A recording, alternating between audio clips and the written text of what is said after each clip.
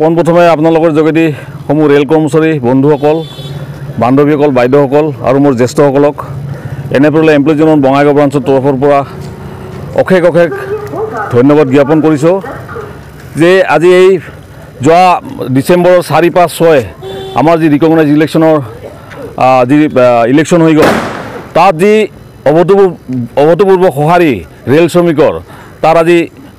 প্ৰতিফলন আজি এই 12 তাৰিখে যি কাউণ্টিঙত আমি দেখিবলৈ পালোঁ আৰু আমাৰ দৃঢ় বিশ্বাস আছিল আমি 1 নম্বৰ থাকিমে আমি 1 নম্বৰ থাকিম বুলি আমাৰ দৃঢ় বিশ্বাস আছিলে আৰু আমাৰ আটাইতকৈ ভাল লাগিছে এটাই যে আমি আটাইতকৈ সুখী এটাই যে আমি 5টা ডিভিজনতে আমি গোটেইকেইটা ডিভিজনতে আমি জয় হ'বলৈ সক্ষম হৈছোঁ তাৰ কাৰণে আমি অশেষ ধন্যবাদ সমূহ ৰেল কৰ্মচাৰীক আকৌ এবাৰ দিছোঁ আৰু বিশেষকৈ মই বঙাইগাঁও ব্ৰাঞ্চৰ ব্ৰাঞ্চ ছেক্ৰেটাৰী হিচাপে মই ৰঙিয়া ডিভিজনৰ আণ্ডাৰত থাকোঁ যিহেতুকে ৰঙিয়া ডিভিজনৰো এইবাৰ মানে অভূতপূৰ্ব সঁহাৰি পাইছোঁ ৰেল শ্ৰমিকৰ আৰু বিশেষকৈ ৰঙিয়া ডিভিজনৰ এইবাৰ যথেষ্টখিনি ফলাফল ভাল দেখুৱাবলৈ সক্ষম হৈছে আৰু তাৰ কাৰণে মই ৰেল শ্ৰমিকসমূহ ৰেল কৰ্মচাৰীৰ ওচৰত চিৰকৃতজ্ঞ হৈ ৰ'ম আৰু অহা দিনত ৰেল